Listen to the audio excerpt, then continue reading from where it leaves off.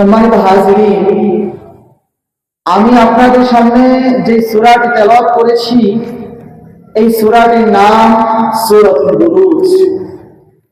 যেহেতু এই সূরাতুল বুরুজ নিয়ে আজকে আলোচনা করব, তাই শুরুতেই এই সূরাতুল বুরুজের কিছু পরিচয় সম্পর্কে আমাদের জেনে রাখা উচিত। এই সূরাতুল বুরুজ পবিত্র কোরআনের 114টি সূরা রয়েছে, এটা আমরা সকলেই জানি।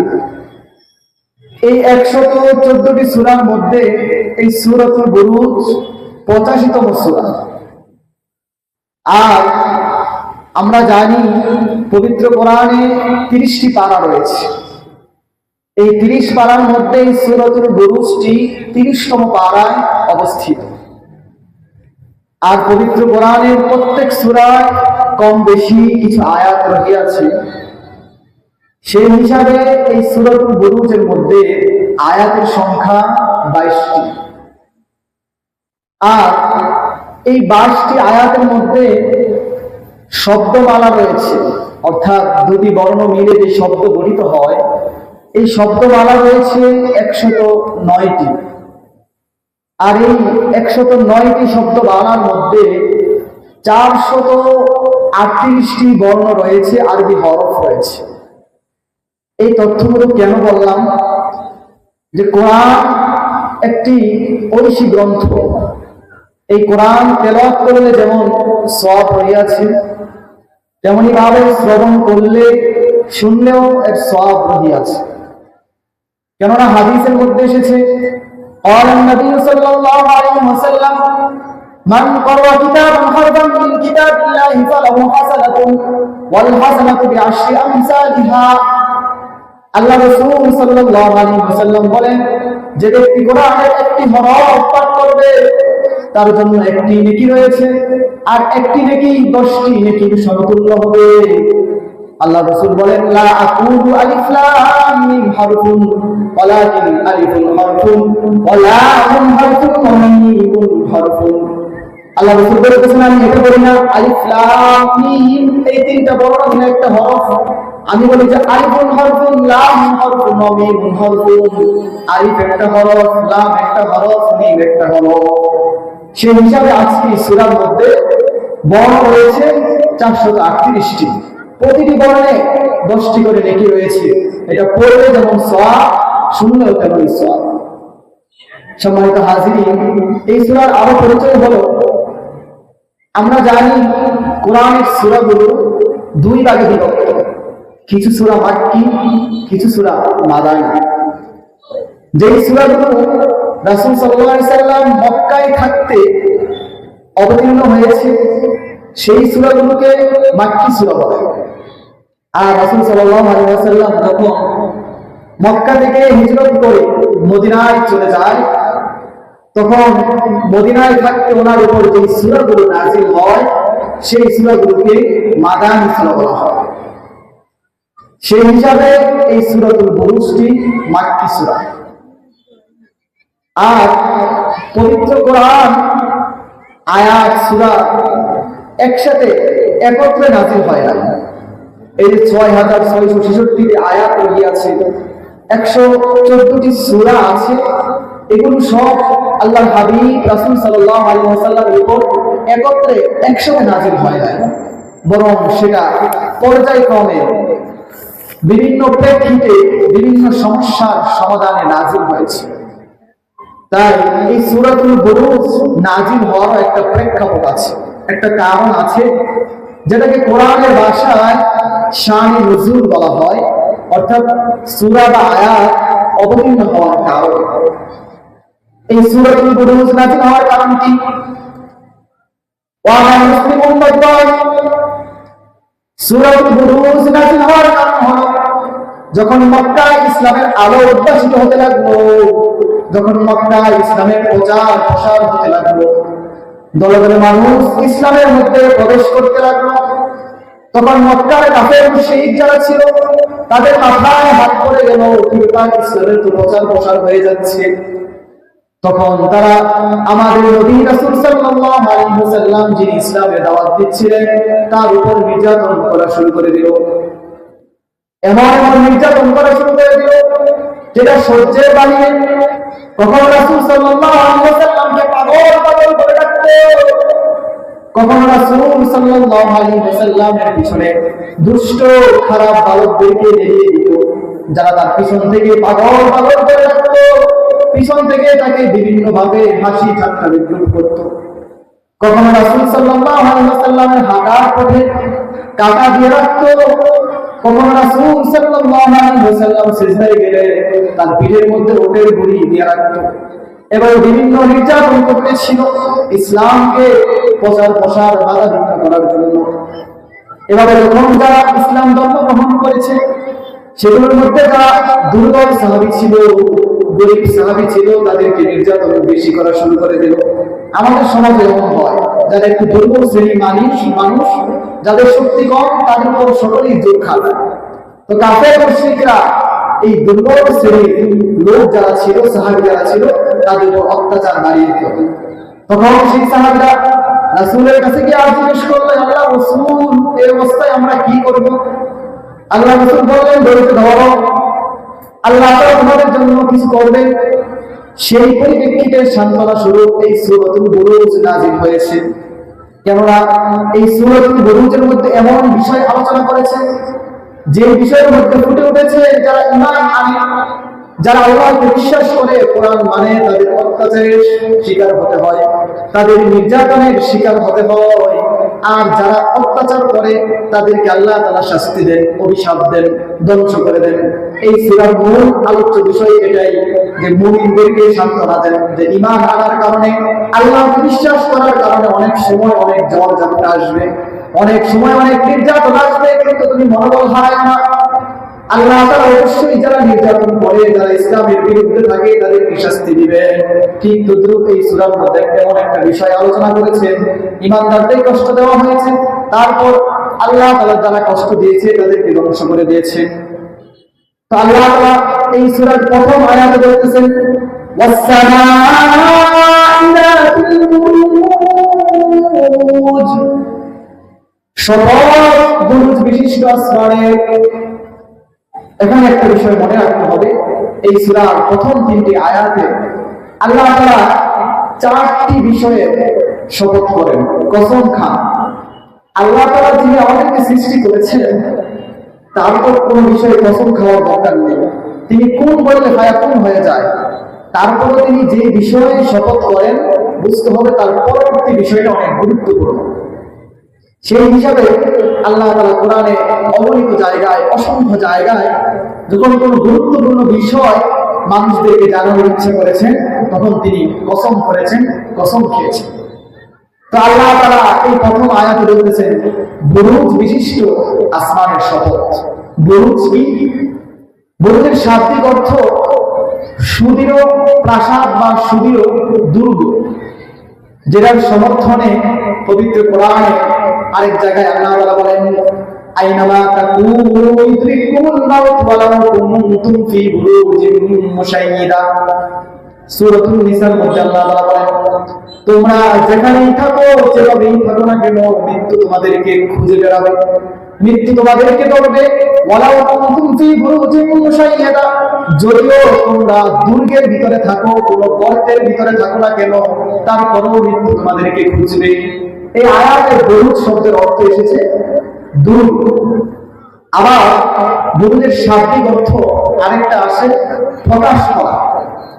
আল্লাহ তাআলা আরেক জায়গায় বলেন, ওয়াকারনা ফি বুয়ুতিকুন্না ওয়া লা তাবাররাজনা তাবাররুজাল জাহিলিয়াতিল উলা। আল্লাহ তাআলা মুসলমানদেরকে উদ্দেশ্য করে বলেন, তোমরা তোমাদের ঘরে অবস্থান করো, তোমরা তোমাদের সৌন্দর্যের স্থানকে, সৌন্দর্যের জায়গাকে মানুষের সামনে প্রকাশ করো না। এখানে তাবাররুজ শব্দের অর্থ এসেছে প্রকাশ করা। আল্লাহ তাআলা নারীদেরকে এখানে পর্দার বিধানের কথা বলেছেন যে তোমরা তোমাদের সৌন্দর্যের স্থান প্রকাশ করো। এমনই ভাবে এই বুরুজ মানে কি, এর তাফসীরের মধ্যে বিভিন্ন মতামত পাওয়া যায়। প্রথম যে মতামত পাওয়া যায় যে এই বুরুজ দ্বারা উদ্দেশ্য হইল তারকারাজি, নক্ষত্র বিশিষ্ট আসমানের শপথ। এই যে আমরা আসমানে যে তারকাগুলো দেখি, আমাদের খালি চোখে দেখা যায় মিটমিট করে চলছে, বলতেছে এই তারকারাজি সম্পূর্ণ আসমানের শপথ। আবার কোন কোন তাফসীর গ্রন্থে এসেছেন এই বুরুজ দ্বারা উদ্দেশ্য আসমানের মধ্যে কিছু প্রাসাদ রয়েছে, কিছু ঘর রয়েছে, যেগুলোতে ফেরেশতারা অবস্থান করে পাহারা দিচ্ছে। এরকম প্রাসাদ বিশিষ্ট আসমানের শপথ। কোন কোন তাফসীরের কিতাবে এরকম লিখেছেন এই যে সূর্য উদিত হয় পূর্ব দিক থেকে পশ্চিম দিকে চলে যায়, তারকারাজি আমরা অনেক সময় দেখতেছি চলতেছে, আমিও হাঁটতেছি, তারকাও চলতেছে। চন্দ্র মাসের শুরুতে একরকম থাকে, শেষে আরেক রকম থাকে। এই যে এগুলো চলার যে পথ রয়েছে, রাস্তা রয়েছে, এগুলোকে কক্ষপথ বলে। তাফসীরের কিতাবে বলতেছে কক্ষপথ বিশিষ্ট আসমানের শপথ, যেটাকে বিজ্ঞানের ভাষায় বলা হয় গ্যালাক্সি। এরকম সুশোভিত আসমান যেগুলোকে চন্দ্র সূর্য দ্বারা সাজানো হয়েছে, এই আসমানের শপথ আল্লাহ তাআলা করতেছে। 2 নম্বর আয়াত আল্লাহ তাআলা বলেন ওয়াল ইয়াউমিল মাউউদ, পরিশ্রুত দিবসের শপথ, অর্থাৎ কিয়ামত দিবসের শপথ। কিয়ামত কি? কিয়ামত পুনরুত্থান, পুনঃসৃষ্টি। কিয়ামত বলতে বোঝায় এই পৃথিবীর সামগ্রিক ধ্বংস।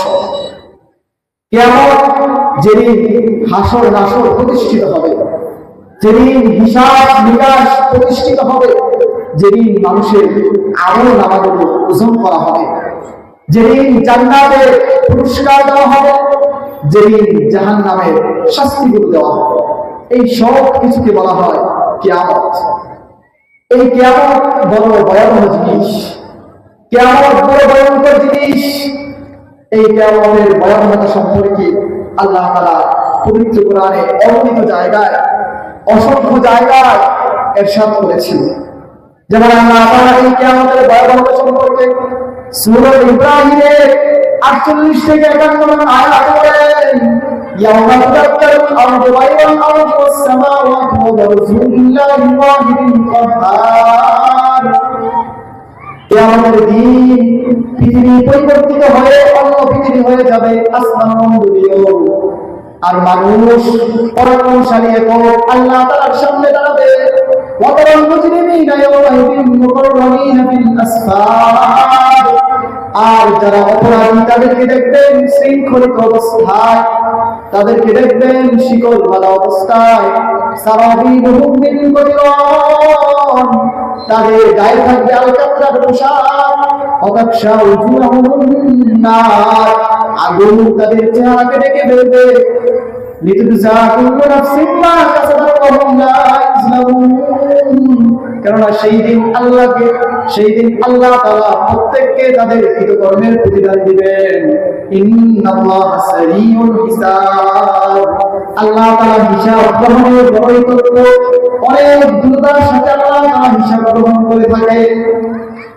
এমনভাবে এই কিয়ামতের ভয়াবহতা সম্পর্কে আল্লাহ তাআলা পবিত্র কোরআন সূরা জুমারের 68 নম্বর আয়াতে বলেন وَنُفِخَ فِي الصُّورِ فَصَعِقَ مَن فِي السَّمَاوَاتِ وَمَن فِي الْأَرْضِ إِلَّا مَن شَاءَ اللَّهُ ثُمَّ نُفِخَ فِيهِ أُخْرَى فَإِذَا هُمْ قِيَامٌ يَنظُرُونَ।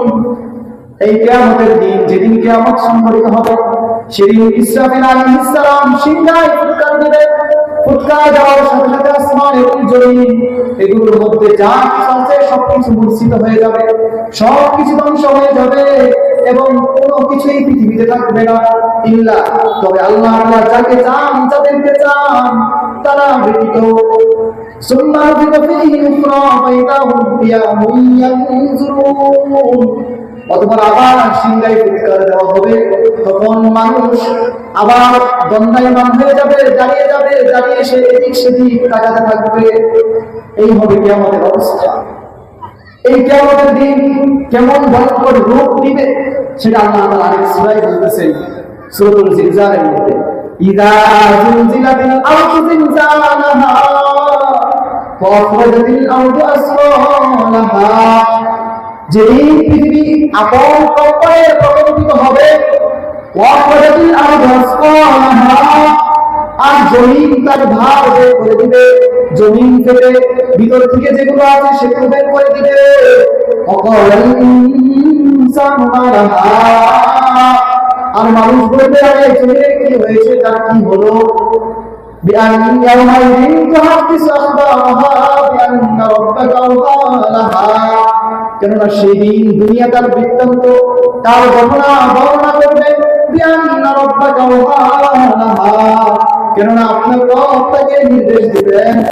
ইয়াওমাইযিন ইয়াসদুরুন নাস আশতাতা, সেদিন মানুষ ভিন্ন ভিন্ন দলে বের হবে। তাদের প্রত্যেককে তাদের আমলনামা দেখানো হবে। যে ব্যক্তি অণু পরিমাণ সামান্য পরিমাণ নেক আমল করবে সেটাও তাকে দেখানো হবে। আর যে ব্যক্তি সামান্য পরিমাণ বড় আমল করবে, খারাপ আমল করবে, সেটাও তাকে দেখানো হবে। এই আয়াতের মধ্যে বলতেছে অণু পরিমাণ সামান্য পরিমাণ আমল করলে সেটাও দেখানো হবে। এই সামান্য বলতে কি বোঝানো হয়, অণু দ্বারা আমরা কি বুঝতে পারি? কিতাবের মধ্যে এটার ব্যাখ্যা করা হয়েছে যে আমরা অনেক সময় দেখি সকালে যখন সূর্য ওঠে তখন জানালা দিয়ে বা যাদের টিনের ঘর রয়েছে টিনের ফুটা দিয়ে সূর্যের একটা আলো প্রবেশ করে লম্বা লম্বি ভাবে, এভাবে ওটার মধ্যে আমাদের খালি চোখে আমরা দেখতে পাই অনেক ধুলাবালি উঠতেছে। এই যে একটা ধুলাবালি, এটাকে বলা হয় অণু পরিমাণ।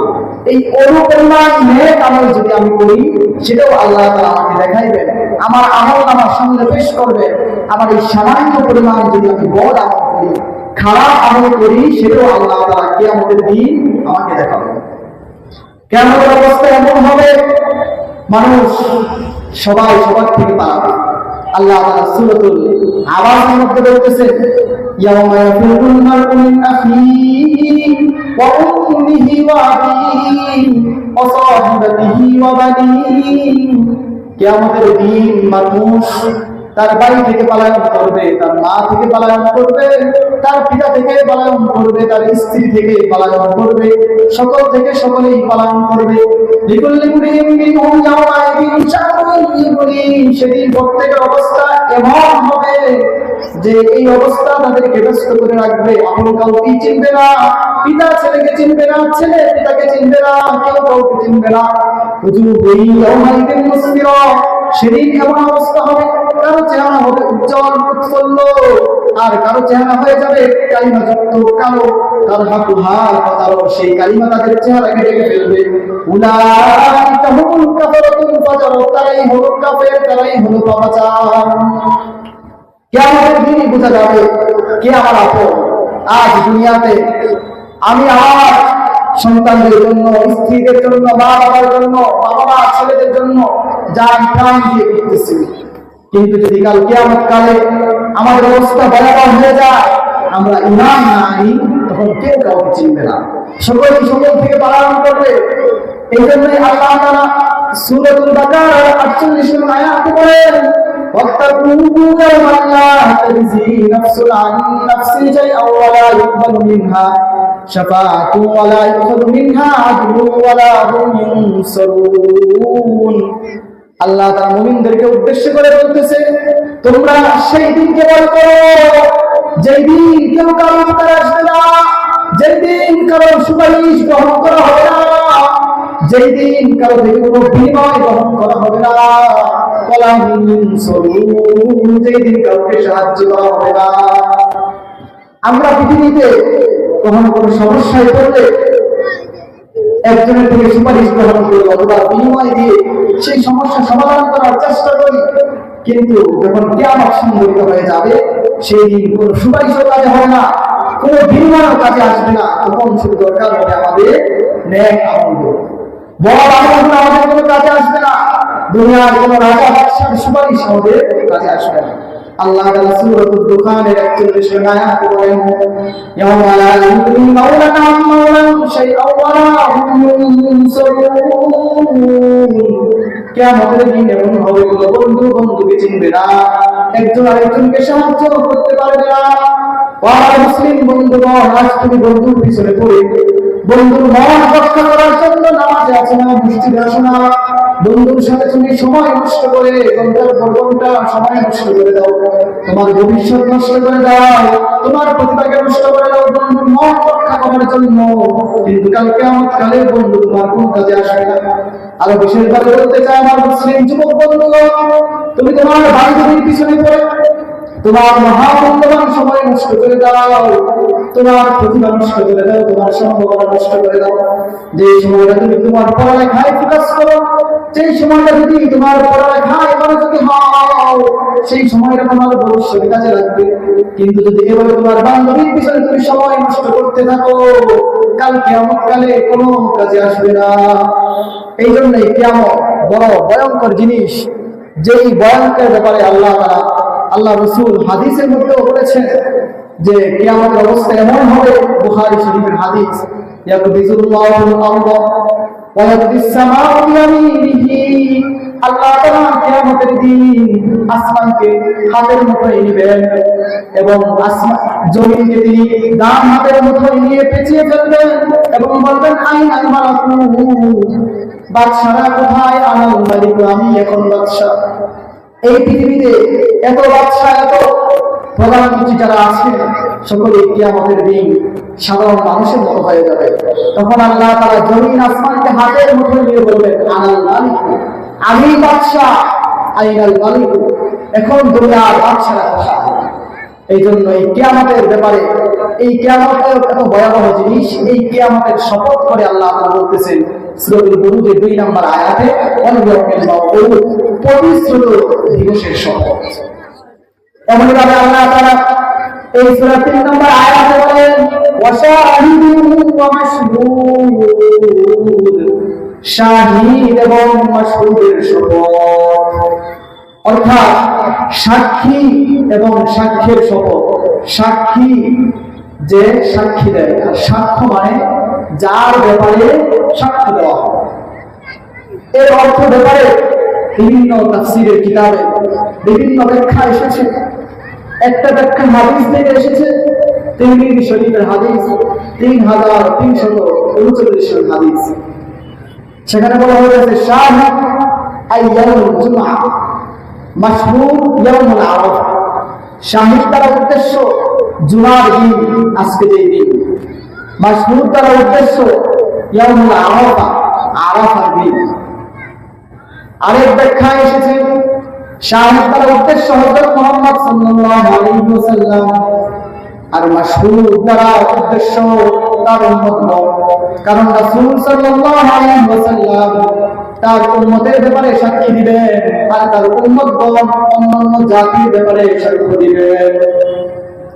আরেক ব্যাখ্যা এসেছে শাহিদ তার উদ্দেশ্য হলো ফেরেশতা, যারা মানুষের আমল লিপিবদ্ধ করেন, আর মাশহুদ হলো মানুষ, যাদের আমল নামাগুলো লিপিবদ্ধ করা হয়। এই ব্যাখ্যাগুলোর মধ্যে সবচেয়ে গ্রহণযোগ্য এবং প্রসিদ্ধ ব্যাখ্যা হলো প্রথম যেটি বললাম, তিরমিজি শরীফের হাদিস, শাহেদ দ্বারা উদ্দেশ্য জুমার দিন। শাহেদ জুমার দিন, মাশহুদ আরাফার দিন। এই জুমার দিন আর আরাফার দিন এটা মুসলমানদের জন্য অনেক গুরুত্বপূর্ণ দুইটা দিন। জুমার দিন বলা হয়েছে মুসলমানদের সাপ্তাহিক ঈদ, আল উসবুউল মুসলিমিন, মুসলমানদের সাপ্তাহিক ঈদ। আমরা যেমন বছরে দুইটা ঈদ পালন করতে গিয়ে আমাদের সকল ব্যস্ততাকে এক পাশে রেখে আত্মিক শারীরিক পবিত্রতা অর্জন করে উত্তম পোশাক পরিধান করে আল্লাহ তাআলার সন্তুষ্টি অর্জনের লক্ষ্যে ঈদগাহে উপস্থিত হই, যেই দিন আমাদের বড় ছোট ধনী গরিব তাদের মধ্যে কোনো পার্থক্য থাকে না, যেই দিন আমরা বেলালে বলে তাদের কাজ নিয়ে ঈদগাহে দাঁড়াই, ঠিক তদ্রুপ এই জুমার দিন আল্লাহ তাআলার সন্তুষ্টি অর্জনের লক্ষ্যে আমরা জুমার নামাজ আদায় করার জন্য মসজিদে উপস্থিত হই। এই জন্য তিরমিজি শরীফের হাদিসের মধ্যে বলা হয়েছে, আমি ইবনে আব্বাস রাদিয়াল্লাহু তাআলা قال النبي সাল্লাল্লাহু আলাইহি ওয়াসাল্লাম ইন্না হাযা ইয়াউমুন জাআলাল্লাহু লিল-মুসলিমিন, নিশ্চয়ই এই দিন অর্থাৎ জুমার দিনকে মুসলমানদের সাপ্তাহিক ঈদ হিসেবে নির্বাচন করা হয়েছে। ফামান জাআ ইয়াল-জুমআহ ফালইগতাসিল, যে ব্যক্তি জুমার নামাজ আদায় করতে আসবে সে যেন উত্তম ভাবে গোসল করে। ওয়াইন কানা তাইয়িবুন ফালইয়ামাসসা মিনহু, আর যদি তার কাছে সুগন্ধি থাকে সে যেন ব্যবহার করে। ওয়ালাইকুম বিসওয়াক, তোমাদের জন্য আবশ্যক হলো দাঁত পরিষ্কার করা, মিসওয়াক করা। এখানে জুমার দিনকে যেমন সাপ্তাহিক ঈদ বলা হয়েছে, তেমনি ভাবে জুমার দিনে কিছু আরো বলা হয়েছে যে জুমার দিন গোসল করা, উত্তম পোশাক পরিধান করা, সুগন্ধি ব্যবহার করা যদি থাকে, এবং নিজের মন পরিষ্কার করা। এমন ভাবে এই জুমার দিন একটি বিশেষ দিন, বিশেষ বৈশিষ্ট্যপূর্ণ দিন। এর বিশেষ বৈশিষ্ট্য রয়েছে। কেন? মুসলিম শরীফের 1868 নং হাদিসের মধ্যে বর্ণিত হয়েছে, عن أبي هريرة رضي الله عنه قال قال رسول الله صلى الله عليه وسلم خير يوم طلعت عليه الشمس يوم الجمعة, সূর্য উদিত হওয়ার দিনগুলোর মধ্যে সবচেয়ে উত্তম দিন হলো জুমার দিন। বলেন না সুবহানাল্লাহ। কেন উত্তম দিন? ফিহা খুলিকা আদম, এই দিন আদম আলাইহিস সালামকে সৃষ্টি করা হয়েছে। ও ফিহা উদখিলাল জান্নাহ, এই দিন তাকে জান্নাতে প্রবেশ করানো হয়েছিল। ও ফিহা উখরিজা মিনহা, এই দিন তাকে জান্নাত থেকে বের করে দুনিয়াতে পাঠিয়ে দেওয়া হয়েছিল। আমরা জানি আদম আলাইহিস সালামকে জান্নাতে নিষিদ্ধ ফল খাওয়ার কারণে তাদেরকে জান্নাত থেকে বের করে দিয়েছিল। এই কারণে আমরা বলতে পারি যে এই দিনই তাদেরকে সেই জান্নাত থেকে বের করে দেওয়া হয়েছে। আর জুমার দিন ছাড়া অন্য কোন দিন কিয়ামত সংঘটিত হবে না। এই জুমার দিনই কিয়ামত সংঘটিত হবে। এই কারণে আল্লাহ জুমার দিনের গুরুত্ব বোঝাতে গিয়ে পবিত্র কোরআনে সূরাতুল জুমআহ নামে একটি সূরা নাযিল করেছেন। সূরাটি আদেশ পালনের মধ্যে রয়েছে। এই সূরার 9 নং আয়াত আল্লাহ তাআলা বলেন, ইয়া আইয়ুহাল্লাযীনা আমানু ইযা নুদিয়া লিস-সালাতি মিন ইয়াউমিল জুমআহ ফাসআউ ইলা যিকরিল্লাহি ওয়া যারুল বাই'আ যালিকুম খায়রুল লাকুম ইন কুনতুম তা'লামুন। দেখুন, পবিত্র কোরআনে অন্য কোন নামাজের জন্য আলাদা সূরা নাযিল করে নাই। এই জুমার নামাজ গুরুত্বপূর্ণ হওয়ার কারণে আল্লাহ তাআলা এই নামে একটি সূরা নাযিল করেছেন। স্বতন্ত্রভাবে পৃথকভাবে সূরা নাযিল করেছেন। এই মর্মে আয়াত আল্লাহ তাআলা বলতেছেন, হে ঈমানদাররা, যখন জুমার দিন জুমার নামাজের আযান দেওয়া হয় তোমরা মসজিদের দিকে ছুটে চলো। ছেড়ে দাও, অর্থাৎ দুনিয়ার ব্যস্ততা তুমি ছেড়ে দাও, যে ব্যস্ততাই আছে এটা রেখে তুমি মসজিদের দিকে ছুটে চলো।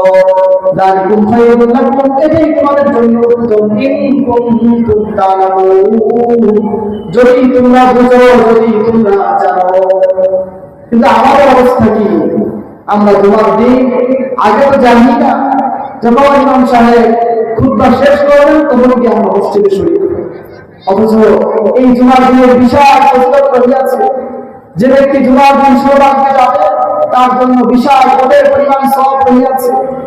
ফেরেশতারা এই জুমার দিন মসজিদের দরজায় দাঁড়িয়ে থাকে, যে আগে যায় তার নাম আগে লিপিবদ্ধ করে, তারপর সিরিয়াল ভাবে লিপিবদ্ধ করতে থাকে। এই জন্য এই জুমার দিনকে গুরুত্ব দিতে হবে। এই জুমার দিনের গুরুত্বের কারণে আল্লাহ তাআলা এই জুমার দিনে কসম খেয়েছেন। যেহেতু এই দিনটা গুরুত্ব রয়েছে অনেক, তাই এই দিনে বিশেষ সময় রয়েছে, যেই সময়ে দোয়া করলে আল্লাহ তাআলা দোয়া কবুল করেন। হাদিসের মধ্যে এসেছে, বুখারী শরীফের হাদিস 935 নং হাদিসের মধ্যে বর্ণিত হয়েছে, عن أبي هريرة رضي الله تعالى عنه قال قال رسول الله صلى الله عليه وسلم যাকার ইয়াউমাল জুমআতি। হযরত আবু হুরায়রা রাদিয়াল্লাহু তাআলা আনহু বলতেছে রাসূল সাল্লাল্লাহু আলাইহি ওয়াসাল্লাম একদিন জুমার দিন সম্পর্কে আলোচনা করলেন। আলোচনা করার পর বললেন ফি সাআতু, এই জুমার দিন এমন একটা সময় রয়েছে লা ইউফিকুহা আবদুল মুসলিম وهو قائم يصلي يسأل الله تعالى شيئا إلا أعطاه إياه। যে মুহূর্তে মুসলমান বান্দা যদি নামাজে দাঁড়িয়ে নামাজ পড়ে আল্লাহ তাআলার কাছে কোনো কিছু চায়, আল্লাহ তাআলা তাকে সেটা দিয়ে থাকেন। ওয়াশারা বিহি কল্লিমুহা, এটা বলে আল্লাহ রাসূল সাল্লাল্লাহু আলাইহি ওয়াসাল্লাম ইঙ্গিত করে বললেন সেই সময়টা অল্প, সেই সময়টা সামান্য। এই দিন দোয়া কবুল হয়, এটা আমরা হাদিস থেকে নিশ্চিত জানলাম, কিন্তু কখন কবুল হয় এই ব্যাপারে আল্লাহ রাসূল বলতেছেন সেই সময়টা একদম সামান্য। সেই সামান্যটা সময়টা কখন, যে সময়ে দোয়া করলে কবুল হয় সেটা আগে হাদিস থেকে আমরা জানতে পারি। ইবনে মাজাহ শরীফের হাদিস, সেখানে বলা হয়েছে এই সম্পর্কে দুইটা মত পাওয়া যায়, দুইটা হাদিস পাওয়া যায় যে এই জুমার দিন দোয়া করলে আল্লাহ তাআলা দোয়া কবুল করবে। সেই সময়টা কখন? এক নাম্বার অভিমত এসেছে ইমাম সাহেব যখন জুমার দিন মিম্বরে বসেন তখন থেকে শুরু করে নামাজ শেষ হওয়ার আগ পর্যন্ত। হাদিসের মধ্যে বর্ণিত হয়েছে হযরত আবু মুসা আশআরী রাদিয়াল্লাহু তাআলা আনহু থেকে বর্ণিত, তিনি বলেন আব্দুল্লাহ ইবনে উমর রাদিয়াল্লাহু তাআলা আনহু একবার তাকে জিজ্ঞাসা করলেন, হে আবু মুসা আশআরী, আপনি কি আপনার পিতা থেকে রাসূল সাল্লাল্লাহু আলাইহি ওয়াসাল্লাম সূত্রে হাদিস বর্ণনা করতে শুনেছেন জুমার দিনের সেই মুহূর্তটা সম্পর্কে যখন দোয়া কবুল হয়? আবু মুসা আশআরী রাদিয়াল্লাহু তাআলা আনহু বললেন, হ্যাঁ, আমি আমার পিতা থেকে সেই মুহূর্তটা বর্ণনা করতে শুনেছি। তিনি বলেছেন হিয়া মা বাইনা আইয়াজিসাল ইমাম ইলা আন তাকুযুস সালাত, সেই সময়টা হলো ইমাম সাহেব মিম্বরে বসার পর থেকে শুরু করে নামাজ শেষ হওয়ার আগ পর্যন্ত। জুমার দিন ইমাম সাহেব যখন মিম্বরে উঠে বয়ান শুরু করেন তখন থেকে শুরু করে নামাজ শেষ হওয়ার আগ পর্যন্ত এই সময়টা রয়েছে, যে সময় যদি আমি দোয়া করি, আমার প্রয়োজনের কথা আল্লাহ তাআলার কাছে চাই, তাহলে আল্লাহ তাআলা অবশ্যই আমাকে দিবেন। এখন প্রশ্ন হতে পারে ওই সময় ইমাম সাহেব বয়ান করে নামাজ পড়ে আমি কিভাবে যাব? মনে রাখতে হবে দোয়া করার জন্য সবসময় হাত তোলার প্রয়োজন নেই। আমি হাঁটতেছি, চলতেছি, যদি আমি মনে মনে আল্লাহ তাআলার কাছে চাই হে আল্লাহ তুমি আমাকে এরকমটা দান করো, তাহলে আল্লাহ তাআলা দান করে দিবেন। হাত তুলে আল্লাহ তাআলার সম্মানের জন্য প্রত্যেক দোয়ায় হাত তোলা শর্ত নয়, প্রত্যেক সময় ইমাম সাহেব দোয়া করবেন এটাও শর্ত নয়, হুজুর দিয়ে দোয়া করতে হবে এটাও শর্ত নয়। আমি আমার প্রয়োজন নিজের বাসায় যেভাবে চাই, একজন মানুষের কাছে আমি কোনো কিছু চাইলে নিজেকে যখন ছোট করতে পারি, ঠিক তদ্রুপ মানুষ আমার প্রতি দয়া হয়ে দিয়ে দেয় এরকম কোনো একটা বিষয়, ঠিক তদ্রুপ আল্লাহ তাআলার কাছে চাইতে হলে আমরা ওইরকম ভাবে নিজেকে ছোট করে চাইব। বিশেষভাবে যখন আরবি খুতবা দেয় ইমাম সাহেব, সেই দুই খুতবার মাঝখানে যখন কিছু সময় বসে, ওই সময়টা হলো সবচেয়ে বেশি গুরুত্বপূর্ণ। ওই সময় যদি আমি 2-3 সেকেন্ডে 30 সেকেন্ডে আমি আমার চাহিদা আল্লাহ তাআলার কাছে বলতে পারি, আল্লাহ তাআলা নিশ্চিত সেটা কবুল করে দিবেন।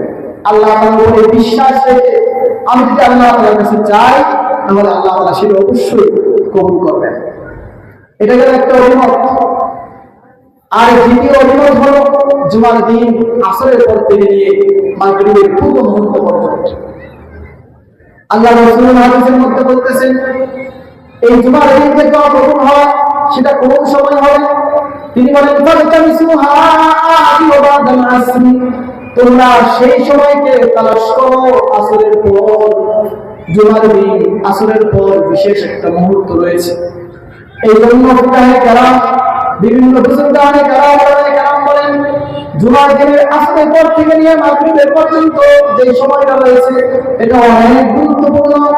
এই সময়টা আমাদের আমলের মধ্যে থাকা উচিত, এই সময়টা আমার ইবাদতের মধ্যে থাকা উচিত। বিশেষভাবে একটা আমলের কথা বলা হয়েছে, কেউ যদি জুমার দিন আসরের নামাজের পর 80 বার একটা দরুদ পাঠ করে, তাহলে আল্লাহ তাআলা তার 80 বছরের গুনাহ মাফ করে দেয়। সুবহানাল্লাহ।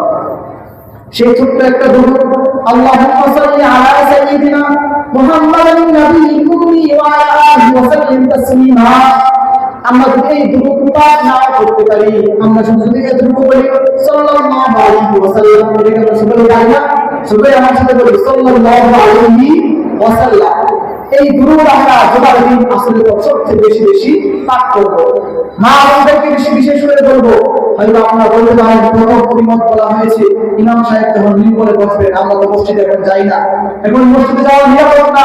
আপনাদের জন্য বলবো, আপনারা এই জুমার দিন আসরের নামাজের পরে এই সময়টা খুব বেশি কাজে লাগাবেন।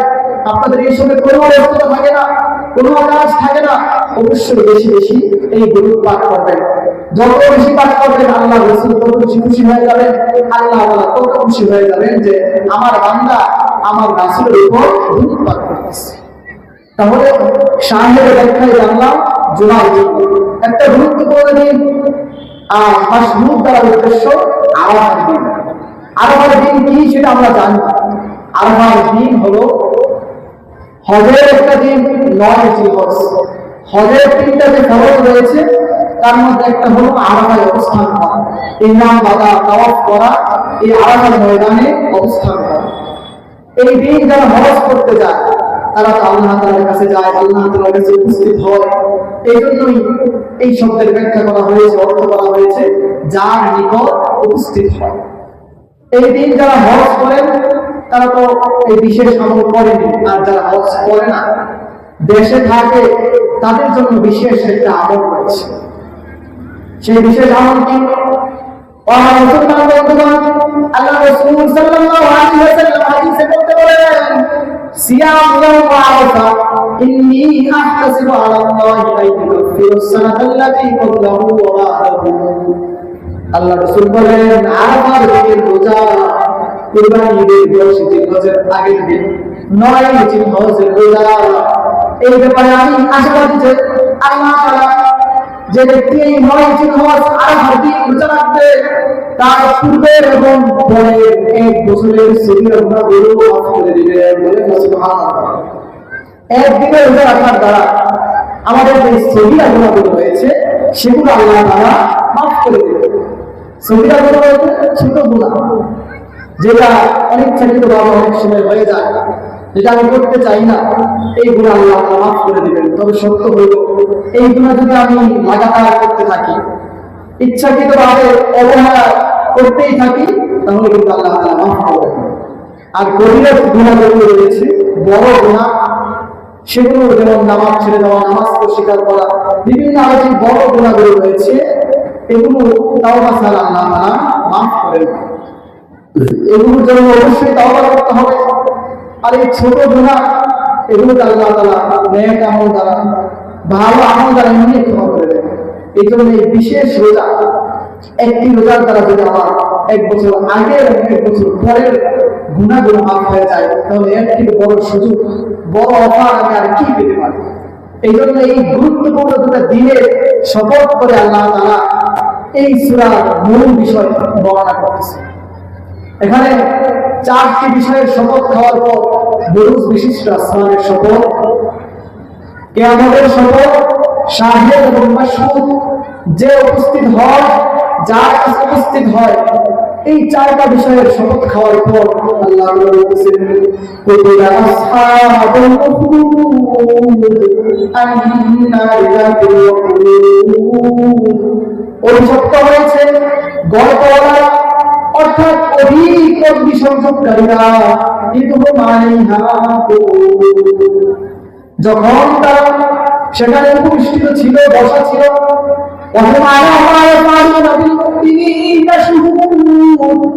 আর মুমিনদের সাথে যা করা হয়েছিল সেটা তারা সেখানে বসে বসে দেখছিল, নিরীক্ষণ করছিল। দেখুন এই আয়াতে আল্লাহ তাআলা বলতেছে গর্তওয়ালা ধ্বংস হয়েছে, গর্তের বাসীরা ধ্বংস হয়েছে, অভিশপ্ত হয়েছে যারা অগ্নিসংযোগ করেছে। এই গর্তওয়ালা কারা, কেন অগ্নিসংযোগ করেছে, কেন আগুন জ্বালিয়েছে? এখানে বিশাল একটি হাদিস রয়েছে। এই আয়াতের ব্যাখ্যায় বিশাল হাদিস রয়েছে। মুসলিম শরীফের হাদিস, আল্লাহ রাসূল সাল্লাল্লাহু আলাইহি ওয়াসাল্লাম বলেন, কানাল মালাকু মিন ক্বাবলিকুম, তোমাদের পূর্বেকার জামানার একটা বাদশা ছিল, ইয়ামানের বাদশা, অত্যাচারী বাদশা ছিল তোমাদের পূর্বেকার জামানা, যে মানুষের উপর অত্যাচার চালাইতো, নির্যাতন চালাইতো। সেই অত্যাচারী বাদশা নিজেকে প্রভু দাবি করত, তার প্রজাদেরকে, তার দেশের লোকদেরকে বলতো, আমি তোমার প্রভু, আমি তোমার রব। সে তার দরবারে যারা আসতো তাদেরকে, তাকে সেজদা করতে হতো। আমরা তো সেজদা করি একমাত্র কাকে? আল্লাহ। আল্লাহ তারা ছাড়া অন্য কাউকে সেজদা করা যাবে না। মনে রাখতে হবে, মাজারে যারা সেজদা করে, মানুষকে যারা সেজদা করে, স্পষ্ট শিরিক। আল্লাহ তাআলা সেই শিরিক কখনো মাফ করবে না। তো সেই বাদশা, ইয়ামানের সেই পূর্বেকার যুগের বাদশা, মুসলিম শরীফের হাদিস থেকে বলতেছি, লম্বা হাদিস, হাদিস বর্ণনা করবো না, শুধু অর্থটা বলবো। সেখানে আল্লাহ রাসূল বলতেছেন, এই অত্যাচারী বাদশা, যাকে মানুষ প্রভু মনে করত, সে নিজেকে প্রভু দাবি করত, সেই বাদশার দরবারে একটা জাদুকর ছিল। তৎকালীন যুগে এই জাদুর খুব বেশি প্রচলন ছিল, জাদুবিদ্যার খুব বেশি প্রদর্শন হইত, জাদুর মাধ্যমে বিভিন্ন ব্যক্তি দেখাইত। আর যারা খুব ভালো জাদু দেখাইতে পারত তাদেরকে রাজ দরবারে আসন দেওয়া হতো, স্থান দেওয়া হতো। কেননা তারা এই জাদুকরের মাধ্যমে বাদশাহ নিজের অনেক ক্ষমতা জাহির করত, প্রকাশ করত। তো ওই বাদশার দরবারে জাদুকর ছিল। এই জাদুকর বিত্ত হয়ে গেল। সে একদিন বাদশাকে বলল, হে বাদশাহ, আমার চুল থেকে গিয়েছে, আমার দাড়ি থেকে গিয়েছে। বাদশাহ বলল, হ্যাঁ, এমন কি হয়েছে? সে জাদুকর বলতেছে, আমাকে এমন একজন যুবক এনে দাও, এমন একজন বালক এনে দাও, যাকে আমি আমার এই জাদুবিদ্যা শিখাবো। আমি আমার এই কাজের সিলসিলা, ধারাবাহিকতা জারি করে রাখতে চাই। বাদশাহ খুশি হয়ে গেল, এত বড় জাদুকর, সে শিখাইতে চাইতেছে, শিখা। বর্তমানেও জাদুর প্রচলন আছে, কিন্তু আগের মতো নাই। বর্তমানে খারাপ একটা জাদু হয়েছে, কালো জাদু, যেটার মাধ্যমে মানুষের জীবন, মানুষের সংসার, মানুষের চাকরি সব নষ্ট করে দেয়। হিংসাবশত বিভিন্ন ভাবে কুফরি কালামের মাধ্যমে একটা মানুষের বিভিন্ন সম্ভাবনাকে নষ্ট করে দেয়। এই জন্য আল্লাহ আমাদের সকলকে এই কালো জাদু থেকে হেফাজত করুন, সকলে বলে আমিন। এই কালো জাদু হেফাজত থেকে মুক্ত থাকার জন্য আমরা সকাল সন্ধ্যা বিভিন্ন আমল করতে পারি। যে 4 ফুল রয়েছে, আয়াতুল কুরসি রয়েছে, এগুলো আমরা পাঠ করব। পাঠ করে নিজেদের গায়ে আমরা ফু দিব, দম দিব।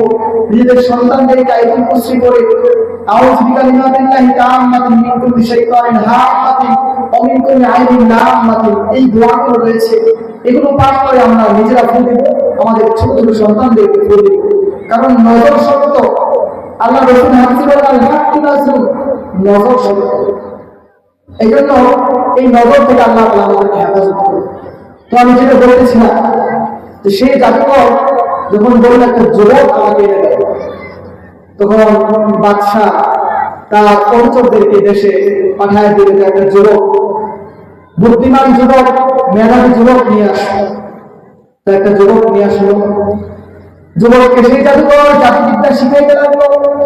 এই যুবক জাদুকরের কাছ থেকে জাদুবিদ্যা শিখে, বাড়ি থেকে আসা যাওয়া করে জাদুবিদ্যা শিখে, সে জাদু শিখতে থাকে। সে বাড়ি থেকে আসে, জাদুকর শিখে। তখন একদিন বাড়ি থেকে আসার পথে দেখলেন প্রতিমধ্যে একজন ব্যক্তি, সে মানুষদেরকে কি কি জানি বলে। এরকম মজলিসের মধ্যে একজন ব্যক্তি কি কি জানি বলে। হাদিসের কিতাবের মধ্যে এসেছে, সেই ব্যক্তি হলো রাহেব, পাদ্রী, যাদেরকে ধর্মগুরু বলা হয়, ধর্ম প্রচার করে।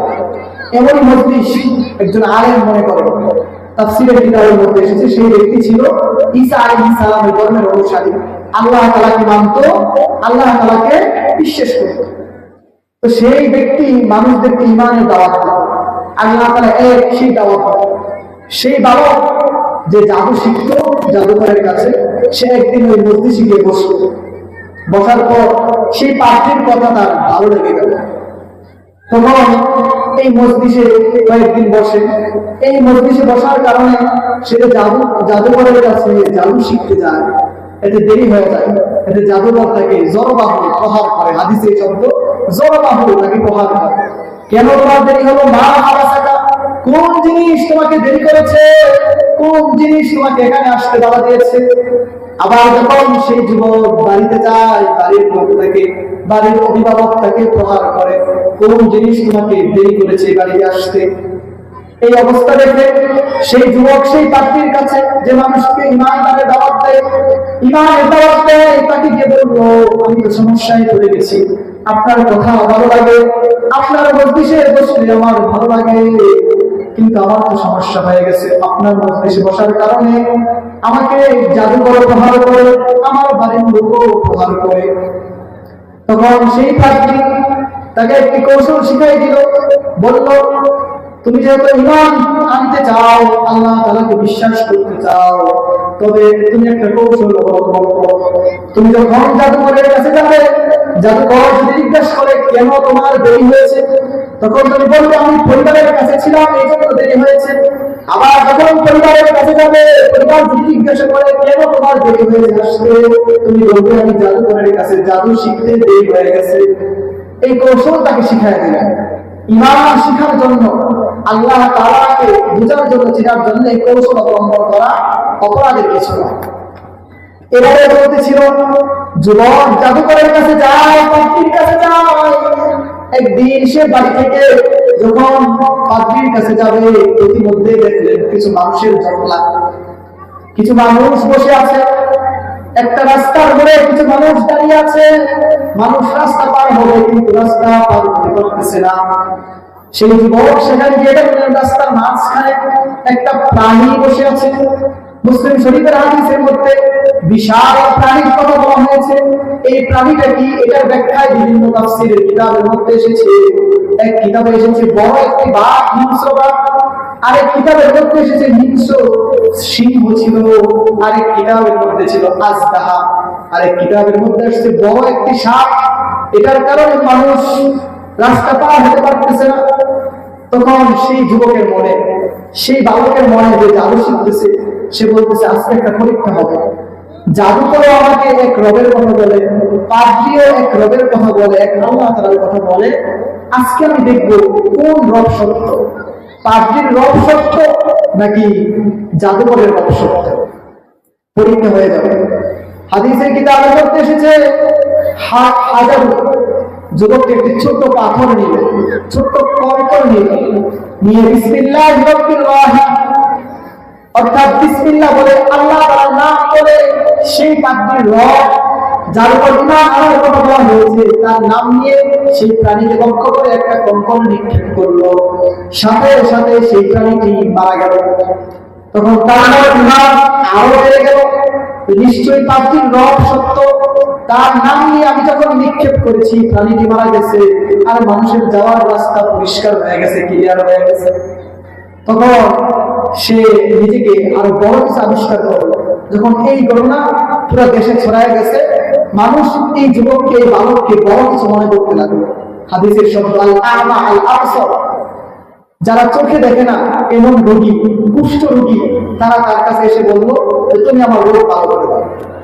তখন সে আল্লাহ তাআলার নাম নিয়ে বিসমিল্লাহ বলে, অন্ধ রোগী যে চোখে দেখে না তার চোখে হাত বুলায়, তার চোখ ভালো হয়ে যায়। কুষ্ঠ রোগী তার শরীরে হাত বুলায় দেয়, বিসমিল্লাহ বলে আল্লাহ তাআলার কাছে দোয়া করে, তার রোগ ভালো হয়ে যায়। এটা দেখে সেই যুবক তো নিজেকে মুস্তাজাবুদ দাওয়া, অর্থাৎ যার দোয়া কবুল হয়, যার দোয়া কবুল হলেই এরকম ব্যক্তি নিজেকে আবিষ্কার করবে। তো এই ঘটনা যখন পুরো দেশে ছড়ায় গেছে যে এই বালক যার দোয়া কবুল হয়, তো ওই যে রাজ দরবার যেখানে সে জাদুকরের কাছে জাদু শিখে, সেই রাজ দরবারে একটা মন্ত্রী ছিল যে চোখে দেখে না, অন্ধ। এই মন্ত্রী যখন তার খবর পেল, এই যুবকের কাছে অনেক অনেক পুরস্কার নিয়ে, অনেক অনেক দিনার নিয়ে আসলো।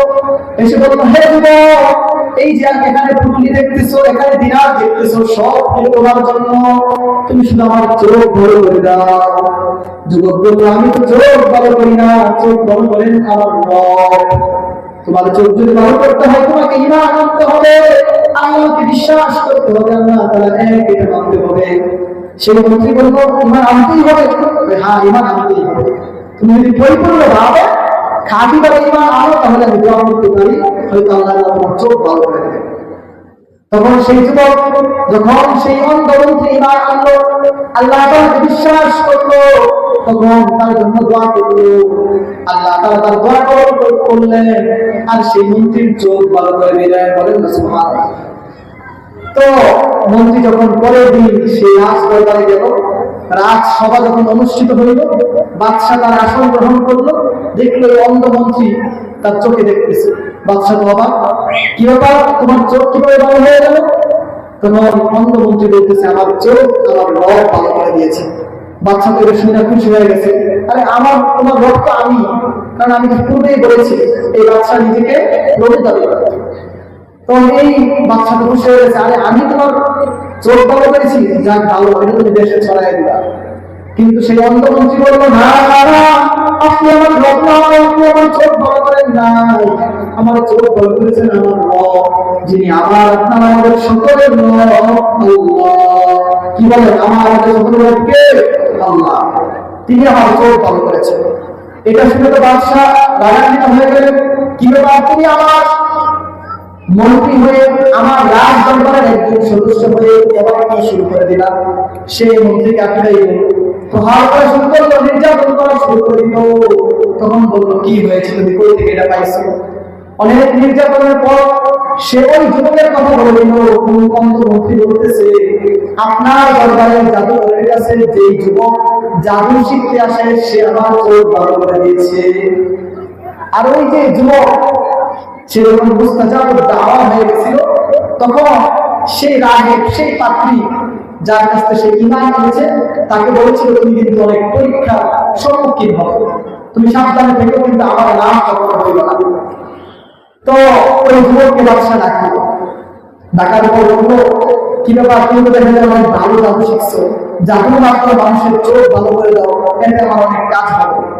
সেই যুবক দৃঢ়কণ্ঠে বললো, না, আপনার মাধ্যমে আমি জাদুর মাধ্যমে কোনোভাবেই আমি তার চোখ ভালো করি নাই, তার চোখ ভালো করেছেন আমার আপনার আমাদের সকলের রব আল্লাহ। কে ভালো করেছে? আল্লাহ। এটা শুনে তো বাদশা আরো খেপে গেল, কি ব্যাপার, তুমি জাদুর পরিবর্তে আবার রক্ত বই অন্য রবের কথা বলতেছো? আমি ছাড়া কি তোমার অন্য কোন রব আছে, অন্য কেউ আছে? সে আবার এই যুবককে আটকায় নির্যাতন করা শুরু করে দিল। এই রব কোথায় পাইছো, ওই থেকে পাইছো, এই রবকে কিভাবে চিনলে? বিভিন্ন ভাবে প্রশ্ন করা যখন শুরু করে দিল, তখন বাধ্য হয়ে, তাকে তো পার্টি বলেছিল আমার নাম কখনো হইল না, কিন্তু যখন অনেক অত্যাচার শুরু করলো সহ্যের বাইরে, তখন সেই যুবককে পাদ্রীর নাম বলে দিল। ওই পাদ্রীকে আটক করে বাদশা আনলেন, আনার পর বললেন, তুমি এই ধর্মের দাওয়াত দিয়েছো, তুমি এই রবের কথা বলেছো, এই প্রভুর কথা বলেছো? সেই পাদ্রী বলল, হ্যাঁ, আপনি তো আমাদের রব নয়, আমাদের সকলের রব একজন আল্লাহ। তখন বাদশা তার রাজদরবারে যারা শাস্তি দেয় তাদেরকে বলল, তার মাথার মধ্যে কোরআন থাকো, তার মাথার মাঝখানে কোরআন স্থাপন করে। হাদিসের শব্দ এসেছে মাথার মাঝখানে, বাইনা, মাথার মাঝখানে কোরআন রেখে বলল, বড় আমি ছাড়া কোনো রব নাই। কিন্তু তখন সেই রাহেব, সেই পাদ্রী বললেন, না, আপনি আমার রব নয়, আমার রব আল্লাহ। এটা বলার সাথে সাথে সেই রাহেব, সেই পাদ্রীর শরীর এবং মাথা থেকে অর্ধেক করে ফেললেন। তাদের ঈমান কত মজবুত ছিল, কত শক্ত ছিল, এই তরবারির নিচে দাঁড়িয়েও সে আল্লাহ তাআলাকে অস্বীকার করে না। যখন এই পাদ্রীকে মেরে ফেলল, তখন বাদশা তো চাইতেছে এটা যেন মানুষের কাছে প্রচার না হয়, আমি চাই আমি রব হব। তখন এই যুবক যে মাধ্যমে রবের পরিচয় পাইছে, ইতিমধ্যে মুস্তাজাব দাওয়া হয়ে গেছে, তাকে বললেন, তাকে আটকাইলেন, এবার তুমি স্বীকার করো যে আমি ছাড়া অন্য কোনো রব নাই। সেই যুবক বলল, না, আপনি আমাদের রব নয়, আমাদের রব আল্লাহ। তখন বাদশা চিন্তা করলো, তাকে এইভাবে মারতে হবে না, তাকে এমন ভাবে মারতে হবে, এমন ভাবে শাস্তি দিতে হবে যাতে সকলে শিক্ষা গ্রহণ করে, ভবিষ্যতে কেউ এরকম দুঃসাহস না দেখায়। সে তার বাহিনীকে বললো, এই যুবককে পাহাড়ের উপরে নিয়ে যায়, সেখান থেকে তুমি তাকে নিচে ফেলায় দেবে, যাতে করে তার লাশ কেউ না পায়। তখন তার বাহিনী, বাদশার বাহিনী তাকে সেই পাহাড়ের উপরে নিয়ে গেল। যখন তাকে পাহাড়ের উপরে নিয়ে যাচ্ছিল, সেই যুবক বলল, আল্লাহ, আমি তো তোমাকে বিশ্বাস করেছি, আমি বাদশাকে আরেকটু খেয়ে দেখাইতে চাই, তোমার পুত্র, তোমার শক্তি আমি আরেকটু দেখাইতে চাই, তুমি আমাকে এখান থেকে বাঁচাতে পারো। হঠাৎ কি হয়ে গেল, যুবক জানে না, সে অজ্ঞান হয়ে গেল। চোখ খুলে দেখে, জাগ্রত হয়ে দেখে সে পাহাড়ের নিচে, আর যাকে তারা মারার জন্য নিয়ে গিয়েছিল তারা তার পাশে মৃত অবস্থায় রয়েছে। সে এই পাহাড় থেকে হেঁটে হেঁটে দরবারে চলে আসলো। রাজা তাকে দেখে বললো, কি ব্যাপার, তুমি কি আমাকে দৈব হিসেবে বিশ্বাস করেছো? বাকিরা কোথায়? তারা তোমার সঙ্গে আসার কথা। সে বলল, না না, যাদেরকে আমাকে মারার জন্য পাঠিয়েছে তারাই মৃত্যুবরণ করেছে। বাদশা আবার তাকে আটকাইল। এবার আরেক পদ্ধতি বললো, তাকে আরো কঠিন ভাবে মারতে হবে।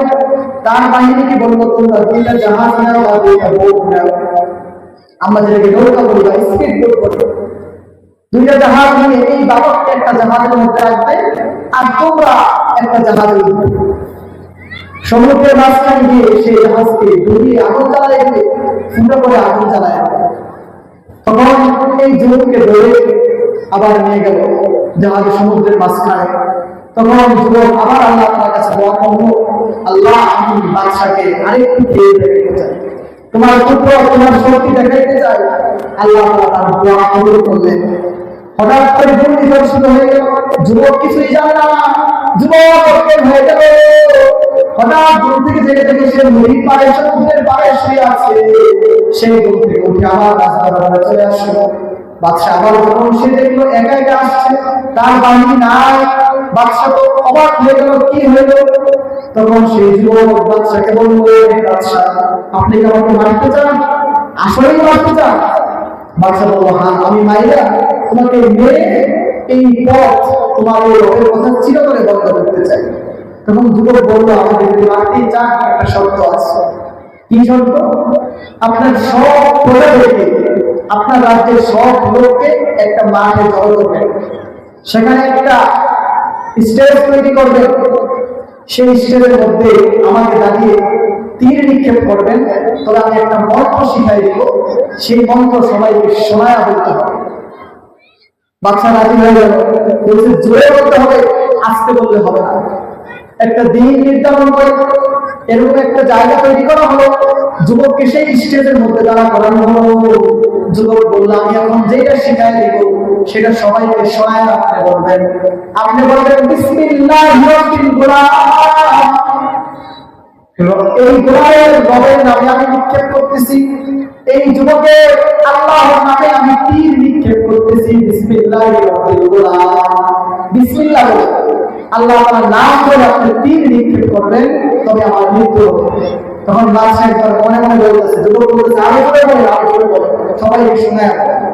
তখন সেই বাদশা সবাইকে শোনায় বিসমিল্লাহির গোলাম বলে তীর নিক্ষেপ করলেন।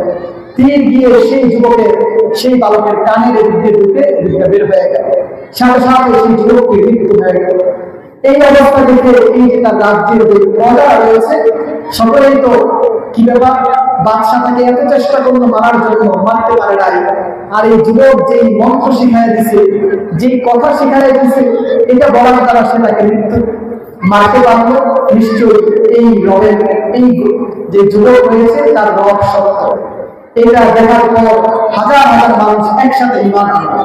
হাজার হাজার মানুষ একসাথে ঈমান আনার পর বাদশা তো মাথায় হাত, যেই পথ বন্ধ করতে চাইছে এটাই দেখা যায় আবার হয়ে গেল। তখন তিনি কি করলেন?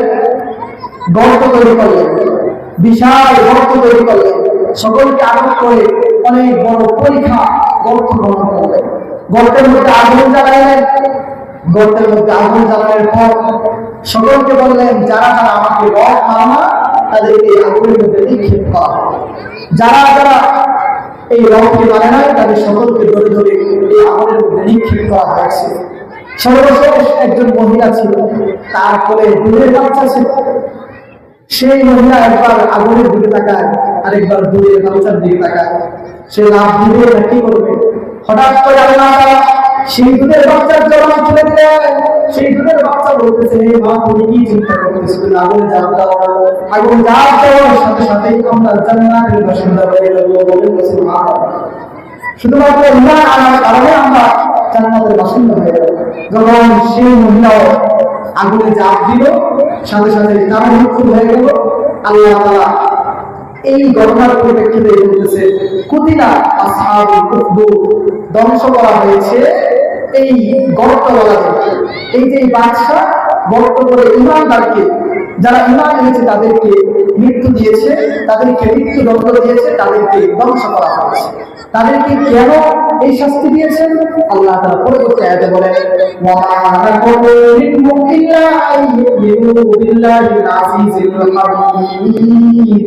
তাদেরকে শুধু শাস্তি দেওয়া হয়েছে এই কারণে, তাদেরকে আগুনের মধ্যে পোড়ানো হয়েছে শুধু এই কারণেই, তাদেরকে আগুনের যে গর্ত ছিল সেখানে নিক্ষেপ করা হয়েছে শুধু এই কারণেই যে তারা আল্লাহ তাআলাকে বিশ্বাস করেছিল।